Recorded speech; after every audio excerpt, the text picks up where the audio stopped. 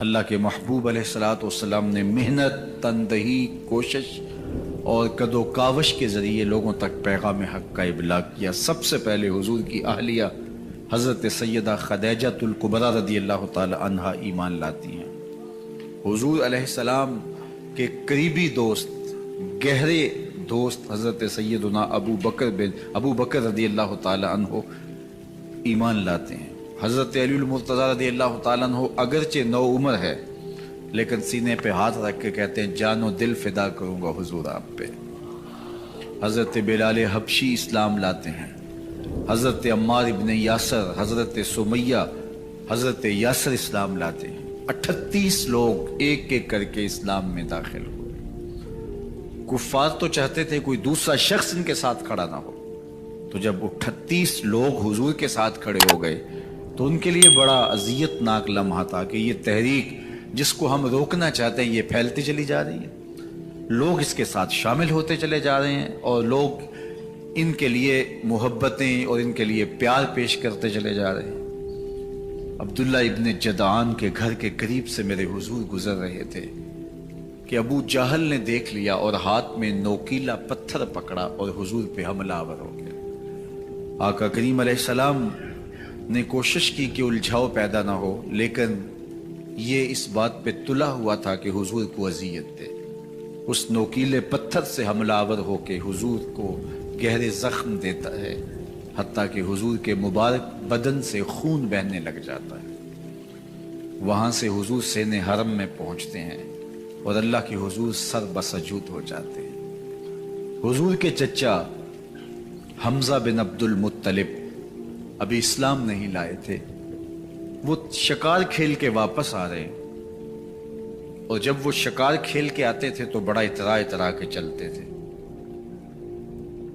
انہوں نے سنا کہ دو لونڈیاں آپس میں بات کر رہی ہیں۔ اس کو پتا ہوتا نا کہ اس کے بھتیجے کے ساتھ کیا سلوک ہوا ہے تو یہ کبھی بھی ایسی چال نہ چلتا، اس کی ٹوری کوئی اور ہوتی۔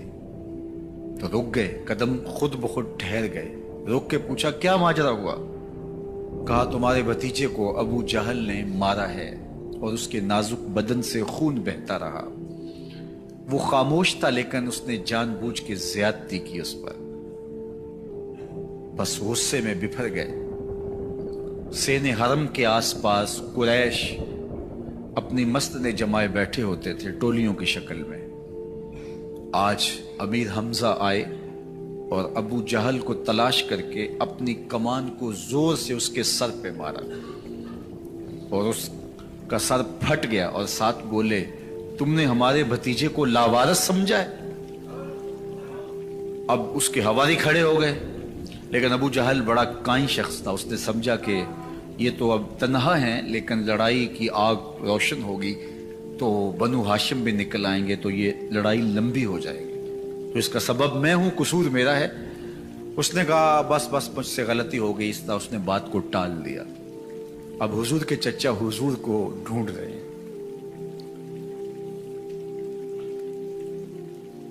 سین حرم میں حضور علیہ السلام اللہ کے حضور سر بسجود ہیں۔ یہ پاس جا کے کھڑے ہو گئے اور کہا یا ابن اخی، اے میرے بھائی کے بیٹے، اے میرے بھتیجے، لیکن حضور سر نہیں اٹھایا۔ اللہ کے حضور اپنے دکھڑے بیان کر رہے ہیں۔ اسی کسے دے کچھ نہیں لگ دے تے نہ کوئی ساڈا دردی۔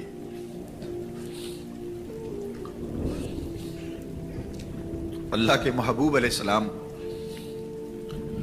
اللہ کے حضور سر بسجود ہے۔ انہوں نے پھر کہا یا ابن اخی، اے میرے بھائی کے بیٹے، اور انہیں بے چینی ہے کہ بتاؤں کہ حوصلہ رکھو میں تمہارا بدلہ لے لیا، لیکن حضور سر نہیں اٹھا رہے۔ تیسری مرتبہ پھر آواز دی، حضور نے سر اٹھایا، آنکھیں آنسوں سے بھری ہوئی تھی، تو برجستہ کہا بھتیجے میں تمہارا بدلہ لے لیے۔ میرے حضور نے فرمایا چچا مجھے اس کی کوئی خوشی نہیں ہوئی۔ یہ حیرت زدہ ہو گئے کہ اتنا بڑا کام، اس وقت مکے کا اتنا بڑا سورما، اور میں اس سے ٹکرا کے آیا ہوں اور یہ کہہ رہے ہیں مجھے کوئی خوشی نہیں ہوئی۔ قسمت اچھی تھی، بولے भतीजे तुम कैसे खुश होते हो? कहा जिस रब को मैं मानता हूं उसको तुम भी मान लो। तो अमीर हमजा की किस्मत अच्छी थी तो आगे बढ़े और इस्लाम को कबूल कर लिया। 38 लोग पहले मुसलमान थे, ये 39 में मुसलमान हो गए। बस इनका इस्लाम लाना मुसलमानों के लिए तस्कीन कल्ब का सामा हुआ। हुजूर की आंखों में उमटते हुए आंसू, आगे बढ़े, काबे को गुलाफ को पकड़ा, कहा अल्लाहुम्मा अइज़्ज़िल इस्लाम बिअहब्बि रजुलैन इलैक बिउमर इब्नुल खत्ताब और बिअम्र इब्न हश्शाम। ऐ अल्लाह, एक शेर दिया है, एक शेर और दे दे। अब तेरी मर्जी, या उमर बिन खत्ताब दे दे या अमर बिन हश्शाम दे दे। अगरचे उसने मेरे ऊपर पत्थर बरसाए हैं, मुझे जख्मी किया है, लेकिन अगर दीन की तकवीयत उससे हो सकती है तो मालिक मुझे कोई गुस्सा नहीं। चाहे अमर बिन हश्शाम, ये अबू जहल का नाम है, मुझे चाहे अबू अमर बिन हश्शाम दे दे या उमर बिन खत्ताब दे दे। एक शेर दे दिया, एक शेर और अता कर दे। हुजूर काबा के गुलाफ से लिपट के अल्लाह के हुजूर दुआएं मांग रहे हैं। 39 लोग इस्लाम ला चुके हैं, 40वें का इंतजार है। अल्लाह के महबूब अलैहिस्सलाम की दुआएं हैं, हुजूर की इल्तिजाएं हैं। उधर ये खबर पूरे मक्के में फैल जाती है कि हमजा भी ईमान ले आए। कुफार पर सरासीमगी सी कैफियत पैदा हो जाती है कि हम तो समझते थे कि ये 2-4 लोग हैं, 10, 15, 20 लोग जमा हो जाएंगे, और इस तरह के लोग भी अगर इनके साथ शामिल हो गए तो इनका रास्ता नहीं रोका जा सकेगा। वो सर जोड़ के सोचने लगे, अबू जहल को कोसने देने लगे, उसने क्यों ये जुल्म किया कि उसका नतीजा ये फिर हमें भुगतना पड़ रहा है। इसके लिए कोई तदबीर करनी चाहिए, इसके लिए कोई हिकमत सोचनी चाहिए। 26 साल का नौजवान है, खत्ताब का बेटा है, नाम उमर है, अपने घर के अंदर पेचो ताब खा रहा है कि अगर यूं ही इस्लाम फैलता रहा तो हमारे बुतों के खिलाफ उठने वाला ये नज्म इतना फैल जाएगा कि रोकना मुश्किल हो जाएगा। आबाओ अजदाद की कहानियां खत्म हो जाएंगी। ये एक नया दीन ऐसे पनपता रहा तो फिर उसको रोका नहीं जा सकेगा। कौन रोके? दिल में ख्याल आया, इसका एक ही हल है कि बानी इस्लाम की जिंदगी का चिराग गुल कर दिया जाए। लेकिन ये इतना बड़ा काम कौन करे? सोचा खुद करूंगा। उठती जवानी और ये पहलवानी का जमाना था उमर बिन खत्ताब का। आज़ा में तवानाई, तबीयत में जोश, तलवार हमाइल की। दोपहर के वक्त ख्याल आया तो कड़कती दोपहर में चल पड़े। सनसान गलियां हैं, सख्त गर्मी है, लोग दीवारों से लग के चलते हैं अगर कोई किसी को किसी मजबूरी के तहत कहीं जाना भी पड़े।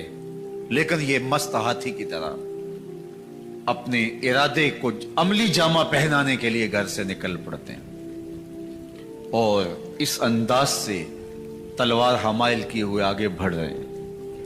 नईम बिन अब्दुल्ला आगे से आ रहे थे, आंखों में उतरा हुआ नशा देखा, कहानी समझ गए।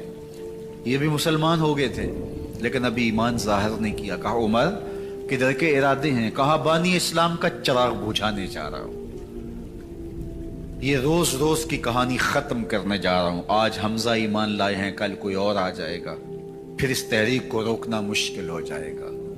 नईम बिन अब्दुल्ला मुस्करा के बोले, घर की खबर ली है? कहा क्या हुआ मेरे घर को? कहा तुम्हारी बहन फातिमा भी उस मोहम्मद की गुलाम बन गई है, तुम्हारा बहनोई सईद बिन जैद भी उसका नौकर बन गया है। बस बिफर गए। वो जो गुस्सा था वो इधर मुंतकिल हो गया, बहन के घर का रुख किया। जब दरवाजे पे पहुंचे तो अंदर से कुरान पढ़ने की आवाज आ रही है। जो कहा गया था, जो सुना था, उसका यकीन पैदा हो गया। जोर जोर से दरवाजे को खटखटाने लगे। बहन ने देखा कि भाई है, जो कुरान पढ़ रहा था उसको छुपा दिया और खुद दरवाजा खोला। बस पीटना शुरू कर दिया, मार मार के सर फोड़ दिया, खून बह रहा है। जब सर फट गया तो फातिमा बिनते खत्ताब बोली, उमर तुम खत्ताब के बेटे हो, मैं भी खत्ताब की बेटी हूं, सुन लो मोहम्मद का दामन नहीं छोड़ो, जो करना है करो। जब ये तेवर देखे तो उमर की हैरत इंतहा को छू गई। ये कौन सी कुव्वत है जिसने एक औरत के अंदर ये जज्बे रख दिए। कहा अच्छा बताओ तुम क्या पढ़ रहे थे। कहा तुम नापाक हो, तुम्हें नहीं दूंगी। कहा कैसे दोगी। कहा पहले गुस्ल करो। उमर गुस्ल कर रहा है। सौदा लेने के लिए बाजार गए, हाथ उसके बिके जिसके खरीदार गए। उमर गुस्ल कर रहे हैं। गुस्ल करके बाहर आए तो बहन कुरान ले आई। वो खजूर की छालें, वो चमड़े के ऊपर लिखा हुआ कुरान सामने रख दिया। उमर पढ़ रहे हैं ताहा मा अंज़लना अलैकल कुरान लितश्का। 14वीं के चांद महबूब, कुरान इसलिए नाज़िल तो नहीं किया था कि तुम मुशक्कत में ही पड़ जाए। महबूब रहमत के दरवाजे खुल रहे हैं, करम नवाजियां होने वाली हैं। उमर पढ़ते गए, आंखों के बंधन टूट गए, आंसू आने लगे, टप टप आंसू गिरने लगे। उमर रो रहे हैं, बदन कांप रहा है। आए किस इरादे से थे, अब हालत क्या हुई जा रही है। अपनी बहन से कहा, बहनोई से कहा, जिस दर के तुम गुलाम हुए हो कभी मैं भी उस दर का गुलाम नहीं हो सकता। उमर की कहीं उम्र ना बर्बाद हो जाए, मुझे उस चौखट पे ले चलो। कहा चलो हम उस दहलीज पे ले चलते हैं। तलवार उसी तरह हमाइल की हुई है। हुजूर दारे अरकम में है। ये इस्लाम की पहली दरसगाह है, हजरत अरकम का घर। मुसलमानों की तादाद बहुत थोड़ी, यहां छुप करके दीन सीखते हैं। हुजूर भी वहां तशरीफ फरमा थे, बाकी असहाब भी वहां तशरीफ फरमा थे। हजरत मेरे हमजा भी वहां थे।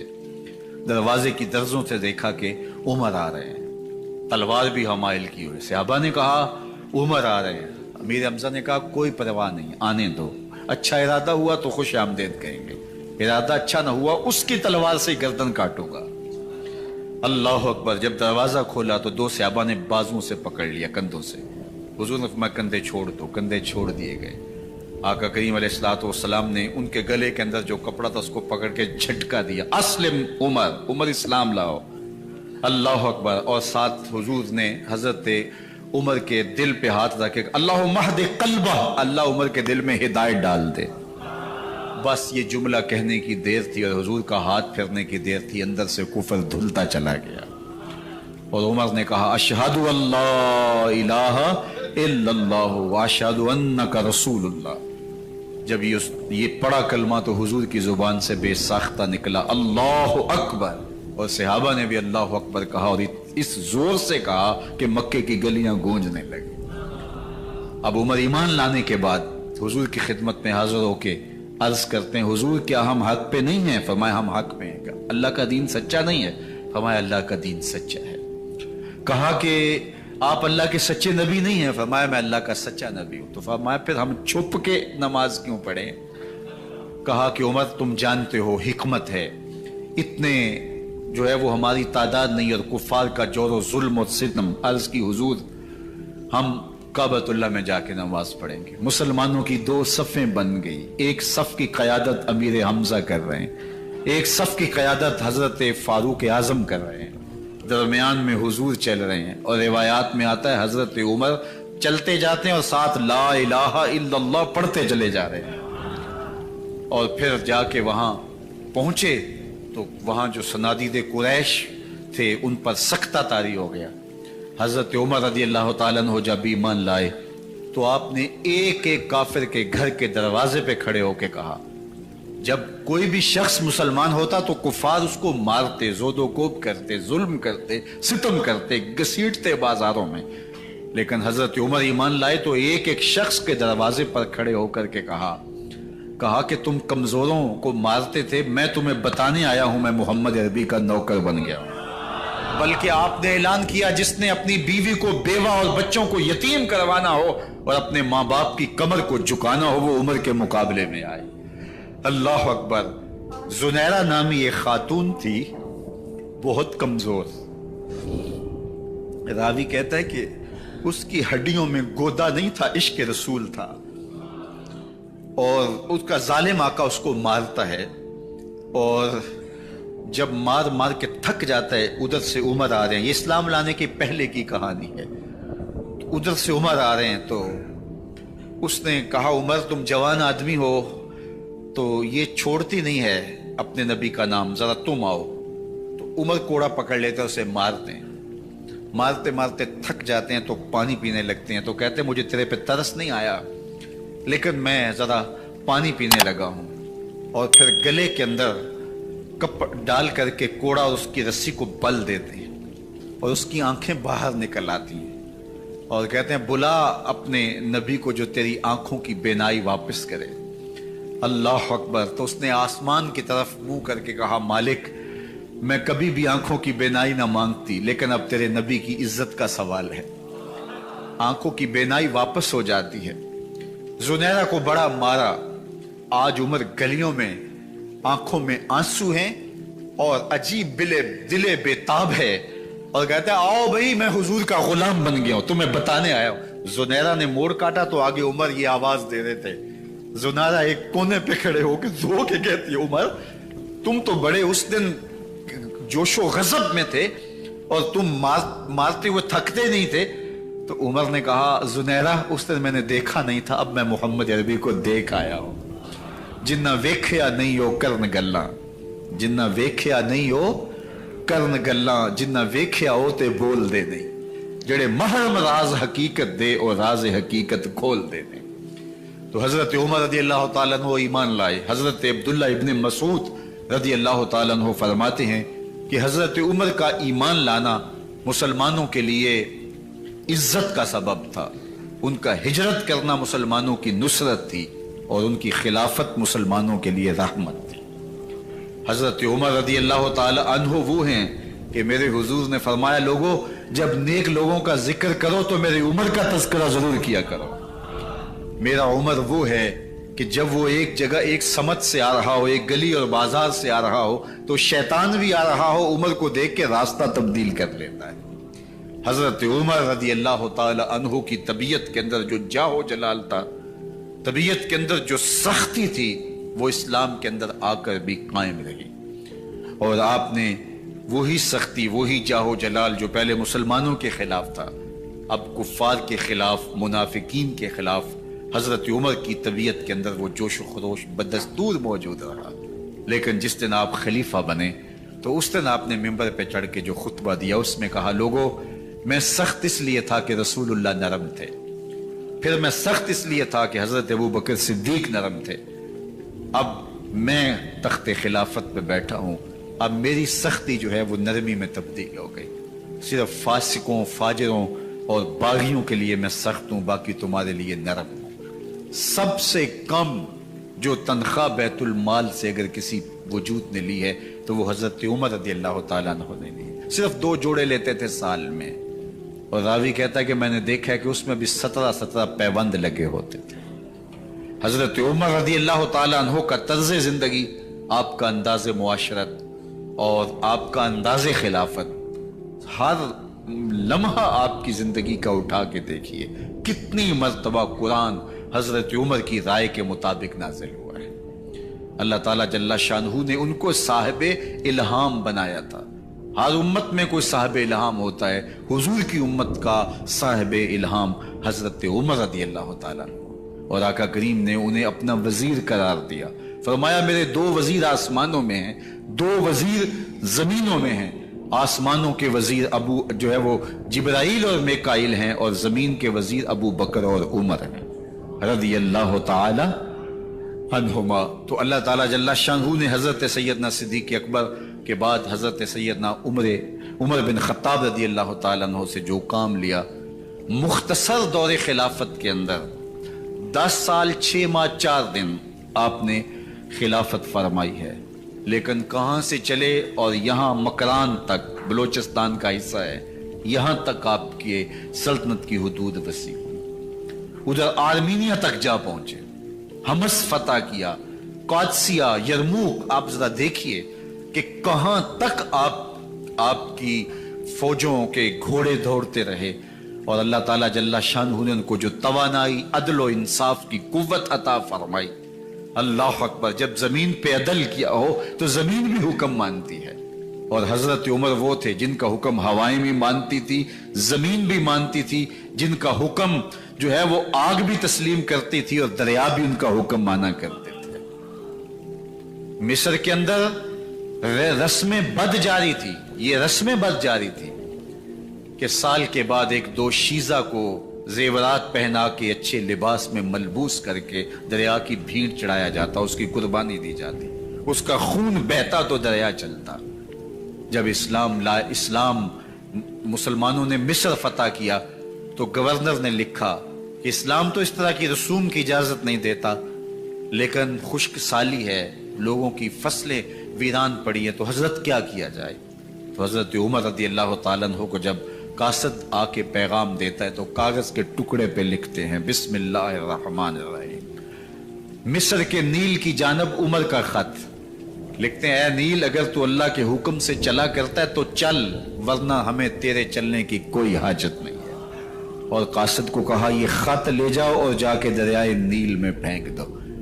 قاصد جا کے خط دریائے نیل میں پھینک دیتا ہے، پانی آتا ہے، ایسا دریائے نیل چلا 14 صدیاں ہوئی ہیں آج تک کبھی بند ہی نہیں ہوا۔ دریا حکم مانتے، آگ نکلتی ہے، لوگ حضرت عمر رضی اللہ تعالی عنہ کے پاس آئے، حضرت لاوا پھوٹا ہے، آگ نکل رہی ہے اور مدینے کی طرف بڑھ رہی ہے، اب کیا کیا جائے؟ فائر بریگیڈ تو زمانے میں تھی نہیں۔ عمر نے اپنی قمیض اتاری، جس قمیض پہ 17 پیوند لگے ہوئے تھے چمڑے کے، کہا یہ قمیض لے جاؤ، جدھر آگ بڑھ رہی ہے آگے ڈھالنا، آگ پیچھے بھاگ جائے گی۔ زلزلہ آتا ہے تو زمین پہ دھڑا مارتے ہیں، زمین رک جا، کیا عمر نے تیری چھاتی پہ عدل نہیں کیا ہے؟ تو یہ عمر ہے رضی اللہ تعالی عنہ کہ جن کے انصاف کی وجہ سے، جن کے عدل کی وجہ سے اللہ تعالیٰ کی رحمات اور اس کی برکات کا نزول ہوتا تھا، اور اللہ تعالیٰ نے مسلمانوں کو وہ آبرو مند حکومت دی۔ کائنات کی تاریخ کے اندر ایسی حکومت آپ نے نہیں دیکھی ہوگی جو حضرت عمر نے حکومت کی ہے۔ اللہ اکبر۔ فرمایا فرات کے کنارے پہ ایک کتا بھی پیاسا مر گیا تو اس کا حساب بھی عمر سے ہوگا۔ جب اتنے علاقے فتح ہو گئے تو ایک دن حضرت عمر بیٹھ کے رو رہے تھے، تو کسی نے کہا حضرت رو کیوں رہے ہیں؟ فرمایا کہ میں اس لیے رو رہا ہوں کہ فلاں پل سے بکریاں گزری ہیں، تو پل کے اندر شکستگی تھی، ٹوٹا ہوا تھا پل درمیان میں کچھ، اس میں ایک بکری کی ٹانگ ٹوٹ گئی ہے، تو میں ڈرتا ہوں کہیں اس کا حساب نہ لیا جائے، کہ میرا رب یہ نہ پوچھے کہ عمر تو نے پل صحیح تعمیر نہیں کروائے تھے کہ ایک بکری کی ٹانگ کیوں ٹوٹی ہے۔ یہ ہیں حضرت عمر رضی اللہ تعالی عنہ۔ اللہ اکبر۔ حضرت سیدنا عمر رضی اللہ تعالیٰ عنہ کی پوری زندگی آپ دیکھ لیجئے، آپ دن کو گھر میں بیٹھتے ہیں، دربار خلافت میں بیٹھتے ہیں، اور آپ کا دربار خلافت کیا ہے؟ کوئی عالی نصب محل نہیں ہے، مسجد نبوی کا صحن ہے، وہاں بیٹھ کے فیصلے ہو رہے ہیں۔ باہر سے سفیر آتا ہے اور آ کے پوچھتا ہے کہ میں امیر المومنین کے، مسلمانوں کے حکمران کے دارالامارہ میں محل میں جانا ہے، تو وہ مسکرا کے کہتے ہیں ہمارے امیر کا تو کوئی محل نہیں ہے۔ کہا کہاں ہے تمہارا امیر؟ کہا مسجد نبوی میں ہوگا یا بیت المال کے اونٹوں کی دیکھ بھالی کر رہا ہوگا، ان کی دیکھ بھال میں لگا ہوگا۔ وہ جب گئے تو مسجد میں نہیں ہے، اللہ اکبر، وہاں گئے تو وہاں بھی نہیں ہے۔ پھر کیا دیکھتے ہیں کہ عمر رضی اللہ تعالی عنہ جنت البقیع کے پاس ایک درخت کے نیچے اینٹ کا سرانہ رکھ کے سوئے ہوئے، تو اس نے کہا عمر تو نے عدل کیا ہے، تجھے کچی اینٹ پہ بھی نیند آ گئی، ہمارے حکمرانوں نے انصاف نہیں کیا، اور وہ بند اور محفوظ کمروں کے اندر بھی سکون اور چین کی نیند نہیں سو سکتے۔ حضرت سیدنا عمر رضی اللہ تعالیٰ عنہ نے اس طرح ان امور سلطنت نبھائے۔ آپ دن کو لوگوں کی دیکھ بھالی کرتے، لوگوں کی ضروریات سنتے سمجھتے، اور جب رات پڑتی لوگ سو جاتے، عمر مدینے کی گلیوں میں پہرا دیتے۔ کائنات نے کوئی ایسا بھی حکمران دیکھا ہوگا؟ اللہ اکبر۔ وہ مجاہد جو مختلف محاذات پہ گئے ہوئے ہوتے، ان کے گھروں کی دیکھ بھالی کرتے، ان کی ضروریات کا خیال رکھتے، ان کی آبرو کا پہرا دیتے۔ راتوں کی تنہائیوں کے اندر حضرت عمر اٹھتے اور جا کے گشت کرتے، چکر لگاتے، دیکھتے کوئی آنکھ پر نم نہ ہو، مفلسی کا کسی گھر میں ماتم نہ ہو، لوگوں کی ضروریات کا خیال رکھتے۔ اللہ اکبر۔ ایک دن حضرت عمر رضی اللہ تعالیٰ عنہ ایک گھر کے قریب سے گزرے، گھر سے دھواں نکل رہا تھا، سوچا کوئی مہمان ہوگا، گزر گئے۔ تھوڑی دیر کے بعد پھر دوبارہ اس گلی سے گزر ہوا تو پھر دھواں نکل رہا تھا، پھر گزر گئے، 2 घंटे के बाद फिर दोबारा उधर से गुजरान हुआ तो फिर धुआं निकल रहा था। रात का पिछला पहर है, अभी तक घर से धुआं निकल रहा है। उमर रज़ी अल्लाह ताला अन्हु ने दरवाजे को खटखटाया। अंदर से खातून की आवाज आई, इस वक्त कौन है? कहा एक मुसाफिर हूं, पूछना चाहता हूं तुम्हारे घर से धुआं क्यों निकल रहा है रात के इस पहर? कहा तुम्हें इससे क्या गरज? कहा नहीं, मुझे तशवीश हुई है। तो उसने कहा उमर की जान को रो रही हूं। हजरत उमर रज़ी अल्लाह ताला अन्हु ने कहा क्या हुआ? कहा कि खाने के लिए घर कुछ नहीं है, बच्चे जिद कर रहे हैं, हंडिया के अंदर पत्थर डाल करके मैं नीचे से आग दिए जा रही हूँ। बच्चों कहती हूँ थोड़ी देर है कि बच्चे थक के सो जाएंगे इंतजार कर करके, तो कुछ हो तो पके, और बच्चे हैं भूख से, शिद्दत भूख की वजह से सो भी नहीं रहे, और मैं यहाँ बैठी उमर की जान रो रही। हजरत उमर रज़ी अल्लाह ताला अन्हु वापस आए, घी का कनस्तर उठाया, आटे की बोरी ली और साजो सामान लिया। खादिम था आपका असलम बैतुल माल में, उसने हजरत ये सब कुछ मैं उठा लेता हूँ। कहा हशर के दिन मेरा बोझ उठाओगे? कहा नहीं, वो तो आपको उठाना होगा। कहा उमर को आज ही खुद ही उठाने तो, और उठा के उनके घर आए और घर आके उनको सब कुछ दिया। और फिर उसके बाद जब खाना तैयार हुआ, बल्कि रिवायत में आता है कि जब आग जला रही थी तो उमर झुक के चूल्हे में फूंके मार रहे थे। अल्लाह अकबर। उस खातून को नहीं पता कि ये कौन है, ये कोई अजनबी मुसाफिर है, मेरी मदद कर रहा है। फिर बच्चे जो है वो जब खाना खा के खुश हुए तो हजरत उमर रज़ी अल्लाह ताला अन्हु ने दिल में सोचा और कहा उमर, जिस तरह तूने बच्चों को रुलाया है, आज उन बच्चों को हंसाओ भी। तो बच्चे बैठे हैं तो उमर कभी इधर जाते हैं कभी उधर जाते हैं। जिस तरह बच्चों को खिलाने के लिए जो है वो घुटनों के बल और हाथों के बल लोग चलते हैं, हजरत उमर यूं चलते हैं और वो बच्चे मुस्कराते हैं। जब बच्चे हंसने लगे, खाना खा चुके, उमर उस खातून से मुखातब होकर कहते हैं बहन देख उमर की बड़ी मजबूरियां हैं। फुस्तात, यरमूक, कहां कहां आर्मीनिया, कहां कहां सरहदों पे महाज पे लोग मौजूद हैं, उनकी देखभाली करनी, उमूर खिलाफत, क्या क्या मामले हैं। तन्हा अकेले बेचारे की जान है, वो नहीं ख्याल कर सका, चल तू उसे माफ कर दे। वो बहन कहती है तू इतनी हमदर्दी क्यों करते उमर की? नहीं, मैं उमर को माफ नहीं करूं। कल कयामत के दिन मैं अल्लाह के हुजूर उमर का गिरेबान पकड़ूंगी। तू दूसरे इलाके फतह करता था, मेरी खबर ही नहीं थी। अल्लाह अकबर। जब ये बात की तो उमर चीखे मार के रोने लगे और हाथ जोड़ के कहने लगे बहन ये तुम्हारे सामने ही तो उमर खड़ा है। ये हजरत उमर थे रज़ी अल्लाह ताला अन्हु और अल्लाह के महबूब अलैहिस्सलातु वस्सलाम के खलीफा राशिद, दूसरे खलीफा। 10 साल 6 माह और 4 दिन आपने खिलाफत की। और तारीख कहती है अगर उमर रज़ी अल्लाह ताला अन्हु को 10 साल और मिल जाते, या मगरबी मुफक्किरीन कहते हैं कि अगर कायनात को एक उमर और मिल जाता, पूरी दुनिया पे मुसलमानों की हुकूमत हो, कहीं कुफर बाकी ना बचता। लेकिन बदबातन लूलू फिरोज नामी एक मजूसी गुलाम ने नमाज फजर पढ़ते हुए हजरत उमर बिन खत्ताब रज़ी अल्लाह ताला अन्हु पे हमला किया। जहर में बुझा हुआ खंजर आपके जिस्म में सरायत कर दिया। आप वहां से उठा के घर लाए गए और 4 दिन तक मुसलसल आप इस अज़ियत और तकलीफ में रहे। जब आखिरी वक्त आया तो अपने बेटे को बुलाया, कहा बेटा मैंने उम्मुल मोमिनीन सैयदा आयशा रज़ी अल्लाह ताला अन्हा से पूछा हुआ है कि मेरे मरने के बाद हुजूर अलैहिस्सलाम की कुर्बत में मुझे जगह दे दी जाए।